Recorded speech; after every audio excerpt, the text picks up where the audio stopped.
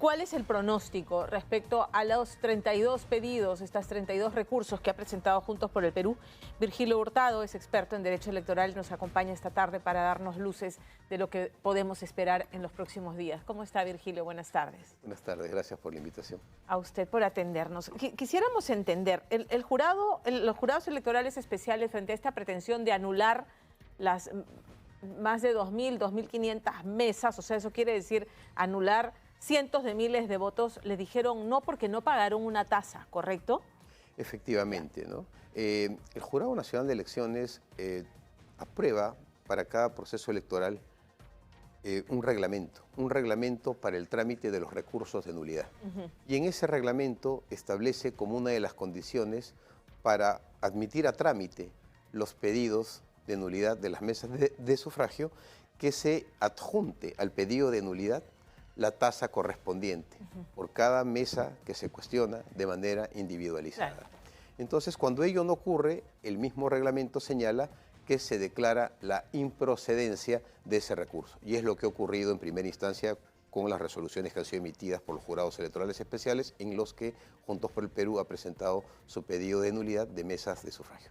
Sin embargo, ayer en conferencia de prensa anunciaron que ya habían pagado de los aproximadamente 2,5 millones de soles, 700.000 y un poco más, casi 800.000 soles, para que procedan. Entonces, y además se les admitió la apelación, ¿no? O sea, que se van, la apelación la ve el Jurado Nacional de Elecciones, es la última instancia, ¿correcto? Porque en la apelación se hace una calificación distinta, ¿Ya? ¿no? Que el pedido de apelación esté suscrito por letrado, que el pedido de apelación se sujete a las reglas establecidas en el Código Procesal Civil para todo recurso de apelación y que además se pague la tasa. Yeah. Se cumple con esos 3 requisitos y se admite la apelación y se eleva el recurso al superior jerárquico, en este caso el Jurado Nacional de Elecciones, para que resuelva ya sobre el fondo previa audiencia pública. De modo que se le da un trato formal y regular a esos recursos de apelación.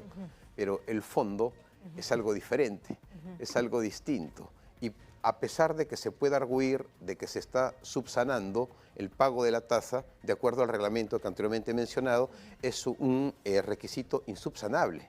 Esto ya ha ocurrido en diversos pronunciamientos que el Jurado Nacional de Elecciones ha emitido en primera vuelta. Ha ratificado, o sea, digamos, si yo quiero impugnar la votación en esta mesa, yo tengo que ir y decir, en esta mesa, tengo que decir por qué y tengo que abonar la tasa. Efectivamente. Para que se le dé trámite. Así es. Ok, entonces, en su momento no pudieron abonar el dinero, les rechazaron y ellos han ido en apelación al Jurado Nacional de Elecciones, que es la última instancia. Pero ojo, voy en apelación, pero ya pagué 700.000 soles que alcanzan para tantas mesas, porque no es un paquete, ¿no es cierto? Es una por una se ve los casos, ¿no? Lo que el jurado va a hacer es verificar si es que el ACUO, o sea, el Jurado Electoral Especial que emitió la resolución declarando la improcedencia, ha actuado conforme o no, o sea, conforme a ley. No ve el fondo del asunto, solamente ve el tema. Claro, porque lo que se está discutiendo es si la improcedencia ha sido bien declarada o no. Y simplemente no procedió porque no pagaron la tasa. Claro, y por más que en la apelación el justiciable, o sea, el personero legal de Juntos por el Perú, quiera introducirse al fondo de la controversia es si es que el Jurado Electoral Especial hizo correctamente su trabajo o no. Ya, y eso ya el de rechazar el pedido de tramitación de estas nulidades. Claro, y este tipo de pronunciamientos, el jurado ya ha emitido resoluciones confirmando lo que el Jurado Electoral Especial ha resuelto en primera instancia a propósito de las impugnaciones que presentó Renovación Popular. Yeah. De modo que no existe una razón para que ahora resuelva con un criterio distinto, porque rompería el principio de igualdad. Porque da un trato diferente a Juntos por el Perú. ¿Por qué daría un trato diferente frente a las impugnaciones que Renovación Popular presentó? Buen punto, hay un precedente. Entonces, de momento todo está en la forma y no en el fondo del asunto, porque el fondo del asunto es que ellos reclaman que no ha habido transparencia, que en el caso de los votos del extranjero, digamos, las actas y los votos en físico no vinieron en cadena de custodia, que no hubo transparencia y que en honor a la transparencia que se haga un conteo nuevamente. Entonces, sobre esos extremos también el Jurado Nacional de Elecciones ya se ha pronunciado a propósito de la resolución de impugnaciones en primera vuelta. Ya. De modo que son argumentos que ya...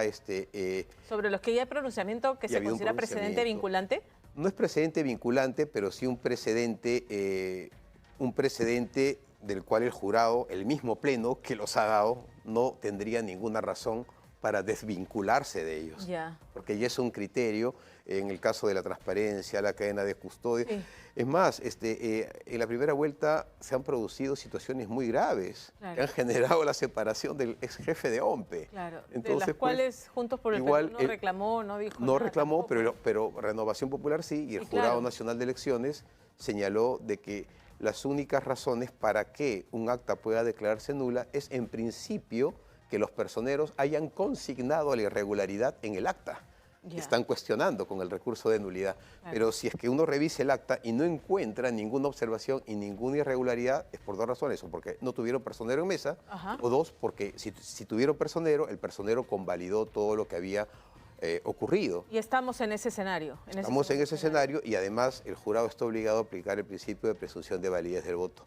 En tanto no exista ningún cuestionamiento que tenga un sustento, pues tiene que optar por dar por cierto, real y fidedigno la votación que se consigna en la sección escrutinio de cada acta electoral. De acuerdo.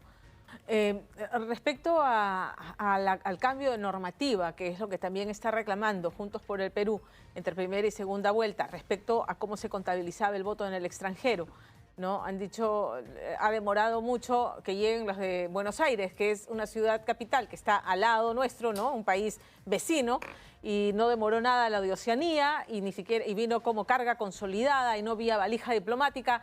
Y al final, el gran argumento para Aguas es cambiaron las reglas a mitad del partido, entre primera y segunda vuelta. ¿Es exacto? ¿Tiene sustento ese reclamo?